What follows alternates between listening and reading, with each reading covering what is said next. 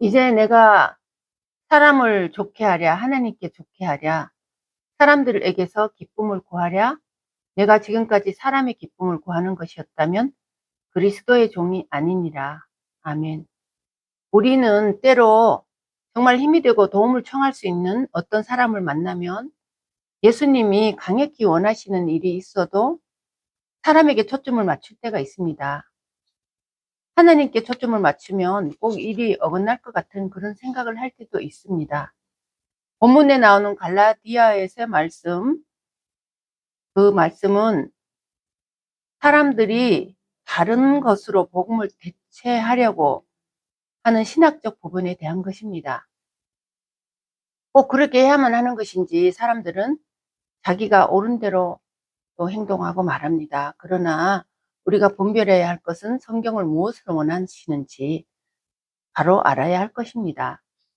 성경을 캐논이라고 부르는데 이 단어는 헬라어에서 유래되었습니다. 헬라어의 원뜻은 갈대를 뜻하는데 고대에서는 갈대를 길이를 재는 자로 사용했기 때문입니다.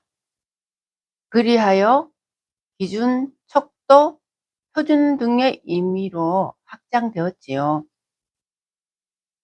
성경에 예수 그리스도 외에 다른 복음은 없다고 하였습니다. 하지만 예전이나 지금이나 다른 복음을 전한 자들이 있었습니다. 사도 바울은 그 일에 대하여서만큼은 조금도 양보하지 않았습니다. 진리는 예수 그리스도 한 분뿐이기 때문입니다. 진리에 집중할 때 불이 붙습니다. 사도행전 1장 14절에 보면 여자들과 예수의 모친 마리아와 예수의 아우들로 더불어 마음을 같이하여 전혀 기도에 힘쓰니라 하였습니다. 성령을 주실 것을 굳게 믿음으로 집중했음을 알 수 있습니다. 기도는 하나님을 통과하는 영적 렌즈입니다. 어릴 때 돋보기를 태양 앞에 계속 초점을 맞추면 종이에 불이 붙는 것을 보았습니다. 하나님께 초점을 맞출 때 성령께서 일하시는 것을 보게 되었음을 저의 간증으로 나누어 보도록 하겠습니다. 사람에게 꼭 해야 저에게 좋은 일이 생길 것 같은 어떤 사건이 있었는데 우리 주님이 그것을 원치 않으셨습니다. 저는 주님의 편에 서기로 했습니다. 지나고 보니 그것은 제가 한 것이 아니었고 저의 안에 내주하신 성령께서 하신 일이었음을 나중에 알게 되었습니다. 또 하나 간증은 하나님을 기쁘게 해드리면 정말 놀라운 일이 생깁니다. 그날은 새벽 3시에 설교 준비를 하느라 거의 잠을 못 잤습니다. 잠깐 눈을 붙인다는 것이 거의 아침도 지나고 10시 반이나 되어서 눈을 떴습니다. 전날 저녁에 전도 나가려고 전도지와 예수 믿으세요라는 어깨띠와 전도용품 또 사탕 등 모두 세팅해 놓고 있었는데 갈등이 생겼습니다. 그러나 한쪽에서 또 다른 생각이 왔습니다. 이 시간에 잠을 깨서 나가는 것은 이 시간에 만나야 할 꼭 필요한 영혼이 있기 때문일 거야 하는 생각이 들었습니다. 저는 한 영혼을 생각하면서 비도 오는데 우산을 쓰고 나갔습니다. 이상하게도 전도지를 모두 잘 받았고 목사님 화이팅입니다 외쳐주시는 분도 계셨습니다. 저만치 버스 정류장에 있어서 이제 그만 전도하고 버스 타고 일터로 가야지 생각하는데 어떤 할머니가 앉아 계셨습니다. 버스 정류장이 간이역이라 아무 시스템도 없고 그냥 비를 피할 수 있는 유리 칸막이와 의자 하나만 달랑 있었습니다. 할머니는 버스가 잘 오지 않는 곳이라고 했습니다. 할머니 예수 믿고 천국 가야 합니다. 돈은 안 드니까요. 이렇게 말씀드리니 놀랍게도 할머니는 아니 돈이 들어도 천국에 가야지요. 이렇게 말씀하시는 것이었어요. 할머니 그러면 예수님을 영접해야 하니까 영접 기도를 하시겠어요? 말씀드리니 알겠다고 했습니다. 그리고 영접 기도를 다 따라서 하시는 것이었습니다. 하나님 아버지 감사합니다. 천지를 이렇게 아름답게 지어주셔서 감사합니다. 이 땅에 저를 태어나게 하셔서 또 살게 해주신 것도 감사합니다. 하나님, 그렇지만 이 땅에 살면서 죄를 많이 지었습니다. 저는 죄인입니다. 하나님, 저의 죄를 용서해 주세요. 예수님께서 십자가를 지시고 피 흘려 돌아가셨습니다. 저의 죄를 대신해서 보혈을 흘려 주셨음을 믿습니다. 또 부활하셔서 천국에 먼저 가 계심을 믿습니다. 예수님, 저를 이 시간 받아주세요. 예수님을 저의 마음속에 모셔드립니다. 예수님의 이름으로 기도합니다. 아멘. 할머니는 앞니를 빼서 기도의 그 말을 잘 하지 못했다고 아쉬워했습니다. 아니에요, 할머니.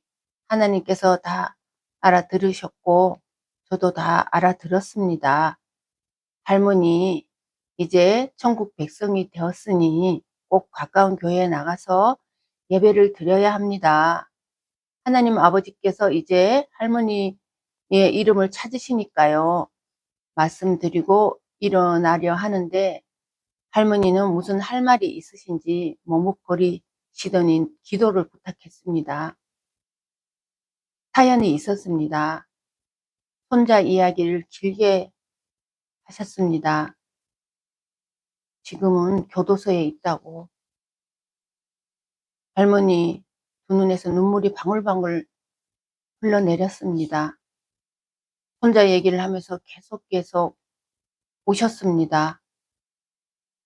그러면서 아무리 큰 죄를 지었어도 예수님을 믿으면 용서해 주시는 거지요 하시면서 자신의 죄를 사하여 주신 예수님을 거론하는 것이었습니다.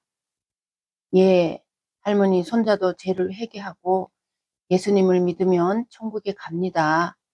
말씀드리고 할머니 조남과 손자의 이름을 적어왔습니다. 할머니께 차비하라고 돈을 조금 드리고 오는 길에 빗물에 벚꽃이 반짝이고 있었습니다. 우리 하나님께서 예비하신 일 순종하고 전도하는 모습 사진 찍어서 인스타에 올렸습니다.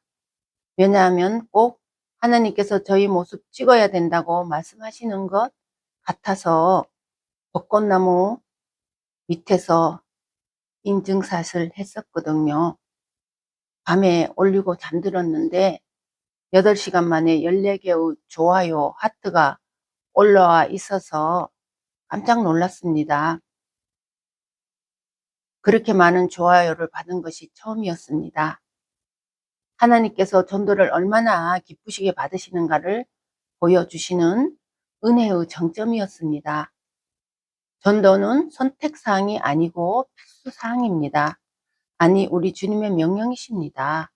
유언이십니다. 사도 바울은 내가 복음을 전하지 않으면 내게 화가 미칠 것이라는 말까지 했습니다. 사도 바울은 단호했습니다. 예수님 외에 다른 복음을 전하면 안 될 것을 강력하게 선포한 내용이 바로 오늘 본문 말씀입니다. 사람을 기쁘게 하는 것은 사람에게 초점이 맞춰진 설교입니다.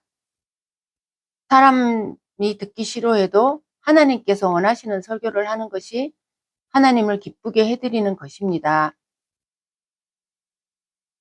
사람들은 죄를 말하면 싫어합니다.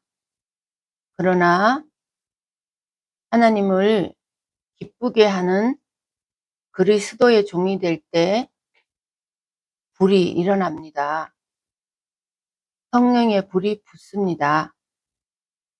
성령의 역사는 예수님, 오직 복음에 초점이 맞춰질 때 새 역사를 쓰게 됩니다. 여러분, 사랑합니다. 하나님을 기쁘게 해드리면 또 언젠가는 사람들도 다 돌아오게 됩니다. 오늘은 저의 간증을 설교하였습니다. 감사합니다.